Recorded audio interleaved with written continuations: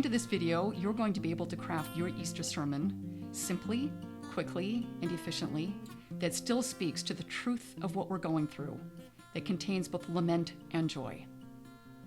I'm Lisa Cressman, an Episcopal priest and the founding steward of Backstory Preaching. Here's the simple story structure: want, but, then, so.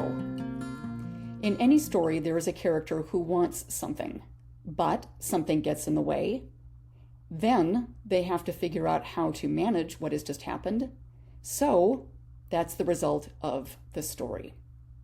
I'm going to focus on Peter in the moments after the crucifixion, before the resurrection, in particular to show you how this story structure works and how it applies to today.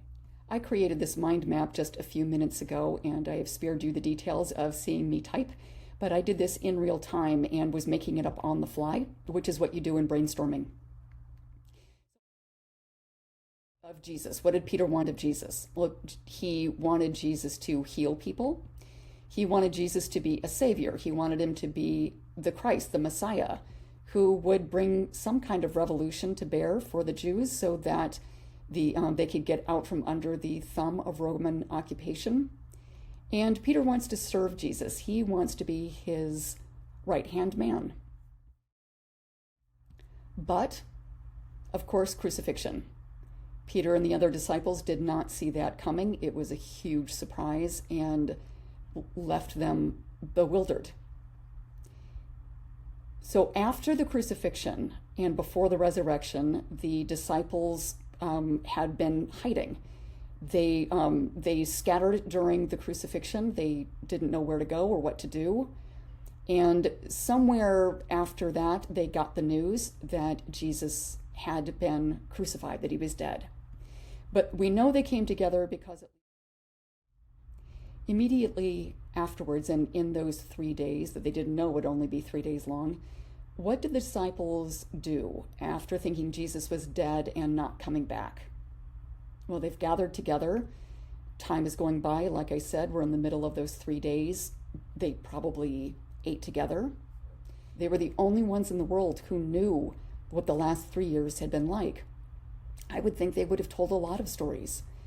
So what stories might they have said? How would they have been processing this? Well, the surprise that they didn't see this coming. They would have told the stories of Jesus's life, their time with him, and how they interpreted that time. The stories that they had experienced with Jesus were still real. Just because he died didn't make them disappear. Those things had really happened. Jesus had fed 5,000 people. He healed Peter's mother-in-law. He took the religious authorities on in public. He taught and he preached. That had a profound effect on these people. So even while they are grieving, there was a lot to celebrate. So that there had been a crucifixion didn't negate all that Jesus had done. There was still good news. They had waited 3 days before they got the news from Mary that Jesus was alive, that he had risen, and resurrection was the next huge surprise. An even bigger one than Jesus having died, and it put all of the stories, I would imagine, in a new context, new perspective. Even Jesus's death started to be seen in a new light. They may not have understood it all yet, but resurrection had happened.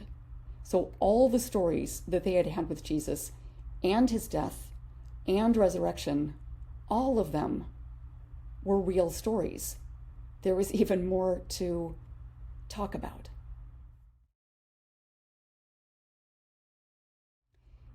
If this is what Peter and the disciples experienced of want, but then so, how does this apply to us? Well, right now, what do we want? We want an end to this pandemic. We want to feel safe. We want to grieve for those who have died. We want to have a proper Easter celebration. And we want to be together in person. But we can't. We're stuck at home.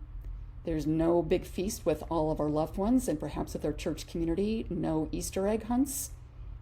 There's no big Easter celebration with lilies and hymn singing and trumpets.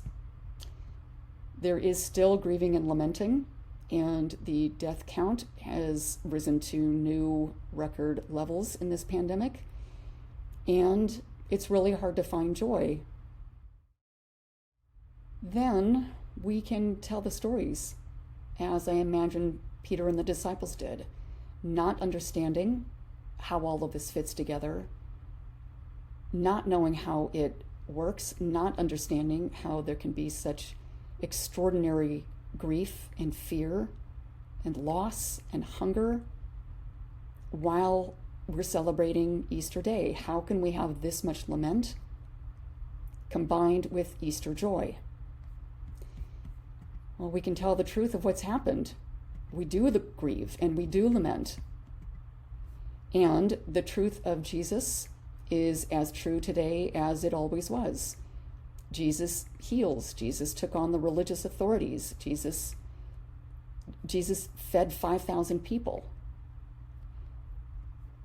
We have stories to tell also, and the impact that those stories, that our relationship with God, what Jesus has done for us, we have those stories. We know how Jesus has healed us in the past, the miraculous things that Jesus has done. Just because we're in the middle of a pandemic doesn't mean that all that we have experienced up to now is negated. It's all still true. So we can tell the stories. Tell the stories of our grief because they are true stories. They are true on this day. And we can also tell stories of praise and joy about Jesus, about our loved ones, about our church community, about the internet that brings us together, because we still have resurrection. We never actually sit in the middle of a story as the disciples had to with that agony of waiting. We know that resurrection is out there. That is also part of our story. And it means that what we are going through now is not the end of the story. We don't know what that's going to look like. We don't know what it's going to be when this pandemic is over. But we do know that resurrection always comes after death. In this case, the stories could be combined. They could go back and forth. What did Peter and the disciples want? What do we want? But for Peter, then but for us. Or they could be told one after the other. Once we start talking about Peter and the disciples, it'll be pretty obvious, or with just a couple of quick references. But you can see how their story is still our story.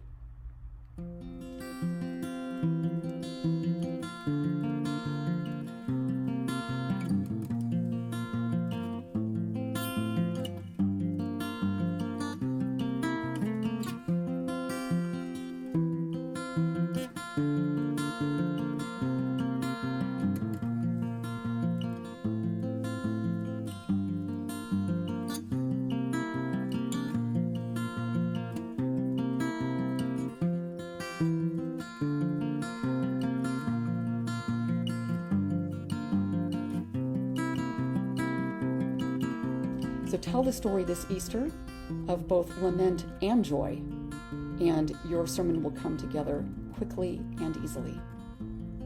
God bless you as you prepare your sermons. I pray you and your loved ones are safe, and as ever, be good news to preach good news.